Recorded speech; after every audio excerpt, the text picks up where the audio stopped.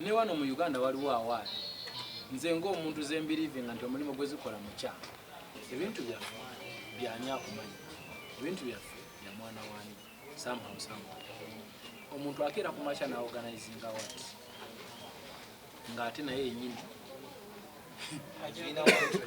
ajagala abantu baffe balina okustepinga odini to organize awards in 2 weeks like ugabo goba kino ekintu kyaffe nabambe spice ayomba wano nawali oluusi alina ensonga ebivalire naye ate alabika ng'omutima omubi mu bantu abamu lwansonga ayomba atya ayomba omu ate nga n'abalala tebasobola kuvaayo kuddawo kuba abantu baakooye ati mubaveeko bakole ebyabo. I'm here to wish you a Merry Christmas and a Happy New Year. Mumpita nno n'endya ku mmere ya mu Baganda ndio buzabulizamu nnyo ebiseera ebiri inshallah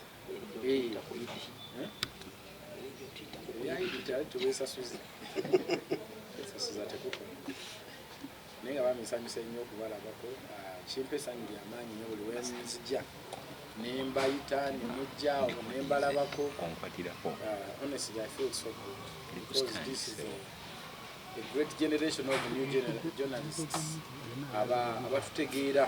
abatutegedde nti tulina omulamwa tulina olugendo tulina omulimu gw'okukolera ensi yaffe. I'm so happy with you guys. Omulimu gwammwe gwe mukola mulungi nnyo fesi zonna mpya abaana bato ate ng'olaba kye bakola bakyala fesi zempya bakula bukuzi bulungi ani gwe okubyemu ebituli wa kakalayi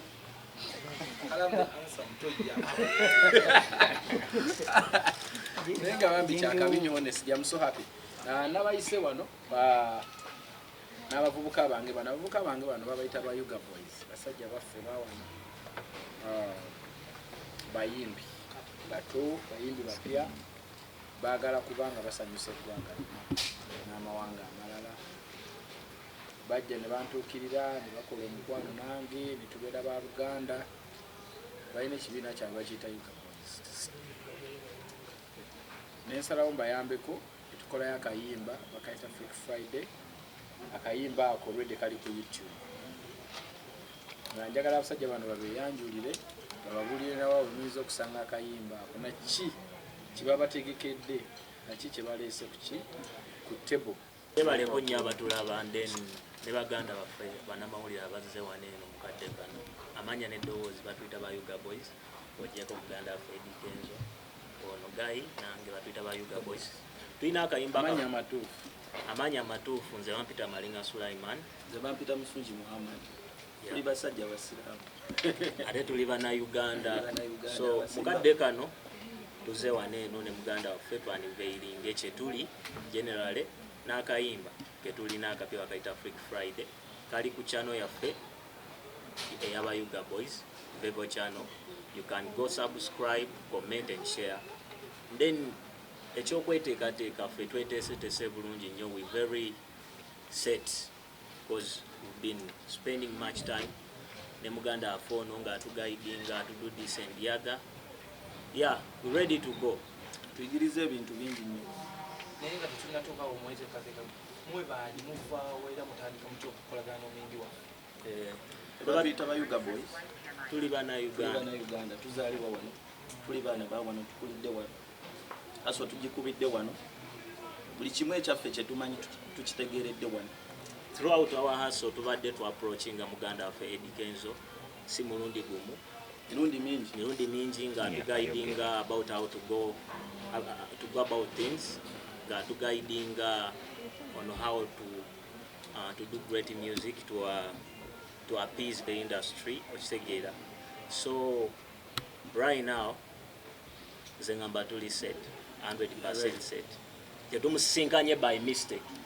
It has always been a family thing nga tukolagana watugamba mukole kino kyonde mukikola kino kituufu kino kikyamu ate si mu music mokka generally ne mu bulamu. So we're not here by mistake, we're here for the music in Uganda. mwalikozebera kubanga akolera ddala n'abavubuka abala abangi nnyo sibiti byali mukikomera mu muyimbi. Yeah, waffe ekyo tetulowooza bulowooza tuli bayimbi. In fact, the song we've released with him can tell. Oba tuli bayimbi oba tetuli. Neze tulina mu stock. Ziriyo mu stock zonna zisobola okwogera nti abasajja abo bayimbi oba si bayimbi. Abamawulire abamu abadde tebagirabangako first time ngera gikwatako gumugumu. Oluyimba olusoosa bwaliyenda. Wali endala. Wali ennyimba endala. Mulimu nga tulituka. Fact bwe bava wano ndoza bajja kwongerayo singles endala. Mugenda kutuwa singles EP. Tugenda kuta EP. Yeah, eri coming up and then tuli organizing bulungi so that you can enjoy it fully. And then this EP sagadde nnyo ngiyingire deep. It's a variety of good music. Yeah. Bayuga boys, muyimiridde ebbanga ki so far? Ebbanga eryoyimba eryo sobola kubawa definite time, but we've been in a preparation to sing. We've been in a preparation to sing. Kati kano kekadde. Oluyimba olusoose ku nnyimba zammwe mubadde mwayimbayimba ddanga mulina ennyimba? Yeah, tubadde twayimba, but whenever you do music and then you find out the crowd is not coming up to your music, you need to as well seek for advice. Kuva mu bantu nga Eddy Kenzo, then been in preparation. Basobola okukola ekintu ekituuse omutindo nange ogwanzije nengamba think support. Before nga tebannaba kunkumvisi nga tusimbuuka, they brought me different kind of music. But in most cases ekyenasinga obbanga nako their spirit omuntu n'omulabanga mutuufu awulira alina message yayagala okudelivaringa, and you always have to give a platform so that they can deliver that message. They have messages in them that they want to deliver to the nation. So nze kyenalaba ngolaba buli kaseera bajja nola abantu abalina kye baagala, and I think you can see they are ready, the branding, these boys are ready. They just need our support. To always support tulabe, they disappoint honor, but we should support them from here. Boza akaseera katufuke kano okukola ne branding ya Eddy Kenzo nga mukyali established mwakajja mu industry tetunakubategeera goge mazima local scene tetubamanyi naye nga mulowooza akaseera ke katuufu okukola ne branding ya Kenzo. Lwaki temutandise nga solo projects zammwe? Ffe tulabanga abawalambye mangu eddaala muwalampye eddaala lyange. Musuubira kino kinaabawangaza mu kazanyo? Ffe tunabakisangamu kabi konna, and then we don't expect that will be. Because what I know, music, oba olikola music, you can either do single or you can opt for support okuva ku muntu nga Eddy Kenzo. Either way tuteekayo ffenna. So it has no point nti either wemba ngoyinze ne singles zokka I can benefit from it, oba ngoyinze ne collabo. It's all about having good music. Ate mu kaseera akatuufu. Baffe tulaba kekwa akatuufu. Working with Eddy Kenzo is not a mistake. Okay. Now on turn on Black Market Records. Yeah. Of which otolwa mu right runakwa. Mwe okugira nti mulese olutale lirwe ne right now bakubira bagambe bitu ya mutebinagwa. Temululesa ate kutawaanye no Eddy Kenzo because already bagamba abasavinga enyimba zemwakolerayo ate bachaba bange enyimba aba Black Market Records. Tekirete mirerembe. Nedda, we can't reach to this step nga tewali kye tukwasaganyiza nabo. Then natural ntino Eddy Kenzo is somebody who can't just rush into decisions. Then if okujja wano still simple no, we can just rush to release the music nga tewali mbyaje tutereza. Then about black market, we handle that with good responsibility. Ebintu ebimu tetwagadde bibreakingira mawulire, but we in the black market we now good. Abantu abasinga abakola n'abantu nga nabo ababalako kasente sobye kutwabazeeko ssente. Sababazeeko ssente. Abantu bano nabagamba batabani bange bajja nnyo ne basula mu studio nga bakola ne producer stay in one ne basulamu. It's a group, bali abantu like how many are you guys? Abali ku group muri bana. Bali na producer waabwe Bashkira. Then balina ne the money stay. then baina neste babera okugamba banga basula bakola okitegeera they have a lot of songs nobala bavubuka abato abantu malidde obudde mu biseera by'okukola ebintu ebirala nga bali mu kunoonya future nekinkwatako ng'omuntu mbalekawo ekiro basangawo ku makya mbalekawo ekiro basangawo ku makya. I was like, no, let me give a push, you know. You never know. Kino kiyinza obafuula eddaala ebirala byonna byebapanga ne biyitirawo. That is it. Okubalekawo tebalina gye basula obalekawo n'obasala balina amaka gaabwe balina ne studio yaabwe bayirawo balina studio yaabwe balina ebintu byonna they are ready. They have a very good studio. Well done. Eddy. Ekibuuzo kigenda eri Uncle Kenzo. Uncle abamu bano twale kati nabo bali under big talent management. Tebali under big talent management, but bali under my care, you know. I care for them, like ngabola Wendy Wenzen nyamba ko ngabola bamathake today amatha mukisa nti I try to help to guide n'abalala bangi mu mutamanyi besobola ne basta besobola kuvaayo kwasanguza muno kuba abantu bazimba ezi brand zaabwe, but there are many people abali under my care and they speak to me even before releasing music. I listen first n'omanyi wano tutambule many okulaba nti tutambulira wamu nga industry tukuyozayoza okugiwangula naye okugiwangula still ba critique ne bagamba nti no wali tosaanidde giwangula kyakulisa kityanga gw'omwenyini. Tekirina bwe kiyinza kumpisa lwansonga olwaleero wano bwe tutandika okulaba buli muntu teyasize bwa munne ekitegeero kugamba nti awa enyambadde white tomwambala buli omu yasuze wuwe naye tulinamu abantu abambadde kyenyambadde ono yambadde bibi oli ayambadde bibi lwansonga we all have different kind of choices ekitegeero and I don't blame them. That's how they see things ekitegeero bwe batubabirisive nga naye nze ng'omuntu namanye ekintu kimu nti bwe tuba tutambula mu nsi eno noise is spread around, isn't it? You don't need to care kubanga it meant to be and that is it. Those are another people, they are different people and nabo batuufu mu nsonga yaabwe kuba bwe bakiraba naye ekituufu kiri nti what is the reality? The reality the award is here ekitegeero kati bwetuba nga tugirina nga tusobola n'ogikwatako nekyokubya ekifaananyi bo abo balowooza yandibadde ebeera mali ne balinnya ennyo ne bagenda ne bagikwatirako eno fe abalina biriivu nti erina kuba wano netugikwatirako wano naffe tuli tubiriivinga tuta era yiino okkirizibwa okwekubya ekifaananyi ya Uganda yaffe yawa agati nebibwe bityo oba okitegeera nsisobola kuddaawo kutandika kugamba nti nze ekisaana nze nkola ki buli muntu ali nominated aba asaanye oba okitegeera bulungi ne wano mu Uganda waliwo awaadi nze ng'omuntu zembiriivinga nti omulimu gwezikola mukyama naye ate sijogera era nsirika lwa nsonga I have no right omuntu bwakera enkya n'ategeka ebintu yamanya bwabigaba ati nze ntandikira okujja omuga nti wabigabye bubi muleka n'agenda maaso n'ebintu bye however much siri mu matifu. Honestly speaking kiba kyetaagisa ye okwesitula okitegeera bano abasajja muyinza obalabanga babigina nti batandika butandisi but the fact that banconvincing they worked for it and that is working.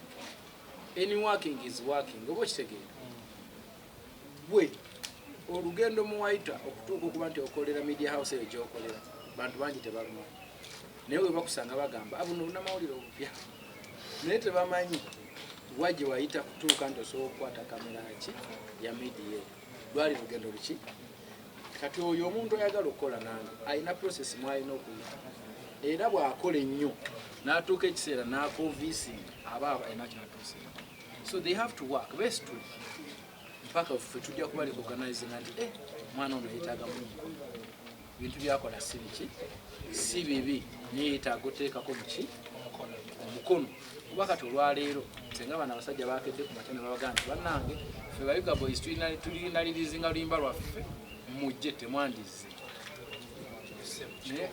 naye kati muzze andi akakisa bakafunye this is what we have to do. So omuyimbi yenna aliyo nga mupya work hard kenzaako okuba nti oba mulungi mu kyokola nange kennyini wano wendi honestly speaking I'm looking for good artists to support ndi mu kunoonya bayimbi balungi bakumpeteka era omuyimbi bw'abeera eyo nga ye yeekakasa nti asobola okuwandiika oluyimba asobola okuyiiya saaga abantu agenda kudda ku lusumbu beetaaga omuyiiyiza ate ennyimba zagula ate njagala omuntu ali creative kubanga nze omusituuseewo olwansonga songwriter I write I compose I sell my ideas to the world, you know.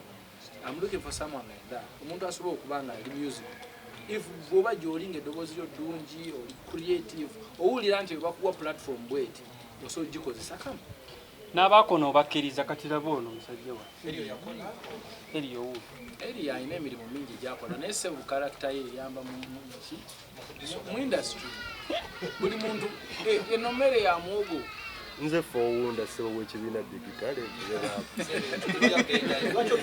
nga bw'olaba ensi yaffe bwefaanana naawe wenyini olwaleero waliwo ebintu bingi byosobola okukola but you are not given an opportunity. It is same as to so many people out there. Ebintu byaffe byani akumanyi ebintu byaffe bya mwana wanyu somehow omuntu akeera ku makya n'aorganizinga what ng'ate naye yenyini ajagala galina abayimbi kati what do you expect? This is business. Yatandikawo ekintu kyeyamanyi bwakikola nze bwe ntandikawo neŋŋamba Big Talent Awards nsobolozi w'abayimbi ba Big Talent oba ompakanyako ekibi ekirimu nti tukozesa ekigambo eggwanga ekyo ekisinga okuba ekibi naye nga oli akkirizibwa okukola emirimu gye nga bwakikola but honestly speaking I want to be honest with you abantu baffe balina okustepinga bave mu bintu by'okubeera nga batwala ebintu personal. Don't take things personal. Nze bwe mba nkwedde ku makya ne nkunyiiza oba nga siri choice yo nyinza okuba nga siri choice yo si musango ku nyinza okuba nga byennyimba wallahi tebikolera si kibi siri choice yo naye genda mu reality eriki tekiri ku ground okyegera majority egamba ki abangi bagamba ki ogono gwe mutima gw'eggwanga obutafa naye ebintu by'okweyagaliza ebintu by'okulimba ebintu by'okupretendinga like for example waliwo awadi ezakavaawo nange bampaayo ba ekikulu si kumpa ekikulu kola mulimu ki mutuufu kuba ze siri mulungi omu how do you need to organize awards in 2 weeks weeks 2 muorganize nze weeks 2 mutaddeyo mugabye like ugaba ogoba kino ekintu kyaffe tutuule yita bannamawulire kola press conference bweti bakubuuze ku temubuuza bibuuzo namwe muli banku mubuuze ku bibuuzo ebigenda oyamba eggwanga mwe mulina amawulire mutuyambeko bambi lino eggwanga lyaffe temulireka kugulu kuba bakuwadde kika transport abayimbi abamu baganya okuddamu bateekamu awaadi ezo okusayidiyo ino bayamba namwe mubiraba mwe reality temugimanyi nga abayimbi tebanaba kwonoona brandi zaabwe wakati ndaba Spice ayomba wano nawali oluusi alina ensonga eri valid naye ate alabika ng'omutima omubi mu bantu abamu lwansonga ayomba atya ayomba omu ate nga n'abalala tebasobola kuvaayo kuddawo kuba abantu baakoowa kati banenze entandika okayana really making a sense so mwe bannamawulire muveeyo mwogere ku nsonga zino bw'olaba ekintu nga kikoleddwa nga si kituufu kyogereko oba mugende abantu abo mubateekemu kamera muteekemu microphone mugambe bro kino wakikoze buuti lwaki ati mubaveeko bakole ebyabo